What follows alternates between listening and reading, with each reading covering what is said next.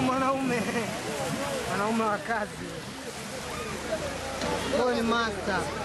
Hapo chuma imepigwa kweli, imekubali vibaya. Kwa majina anaitwa John Joseph Mchamba, ni dereva anatokea taasisi ya wakala barabara Tanzania TANROADS mkoa wa Morogoro. Jana wakati tunakuja huku kwenye eneo la kazi huku, tumefika pale Miombo, tukakuta maji yamejaa, lakini sio sana, lakini baada ya kufika pale tukakutana na wamama wa Kimasai wametoka kujifungua. Sasa wakawa wametaka kubebwa na maji, tukabidi tuwasaidie. Mimi kaongea na mabosi zangu ambao niko nao, nikawaomba kama tunaweza tukawasaidia tukawavusha upande wa pili. Kweli mabosi zangu bahati nzuri wakawa wamenisikiliza, tukawapakia tukavuka nao upande wa pili. Kwa hiyo ndo tukapita nao pale Miombo mpaka ng'ambo wa upande wa pili. Kidogo hali ya barabara sio nzuri, lakini mambo ni maji tu yatapita yale na maisha yataendelea. Labda una muda gani kwenye udereva? Naona ile ilikuwa maji yalikuwa ni mengi sana, na ulipata hapo ujasiri wa kuvuka kuna maji yakiwa vile? Na muda mwingi kwenye udereva, na kama miaka kama 8 kwenye sekta hii ya udereva.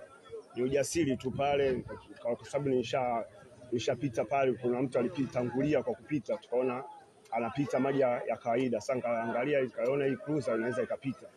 Kwa hiyo nikabidi nipite na wale watu pale, tukapita nao. Lakini Mungu akatusaidia, tukapita salama, tukafanikisha mpaka upande wa pili. Walikuwa abiria wangapi na walikuwa kwenye hali gani labda? Walikuwa abiria wawili.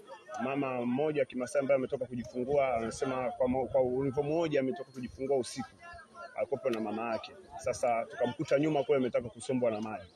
Ikabidi tukawasaidia wakavuka upande wa pili ambapo mita hiyo sehemu tayari ilikuwa ishavuka. Tukawasaidia wakapanda kwenye gari ndio kuja kuwavusha ile eneo la maji ambapo kwa kipande kirefu ambacho kimejaa maji. Wewe unajisikiaje kufanya hilo tukio? Wewe tukio la kishujaa kabisa. Najisikia furaha pia, nimejisikia furaha pia kumsaidia yule mama na mtoto wake, kwa sababu mtoto alikuwa ni mchanga sana, alafu dakika mwisho niwaona kabisa kama anataka kusombwa na maji pale.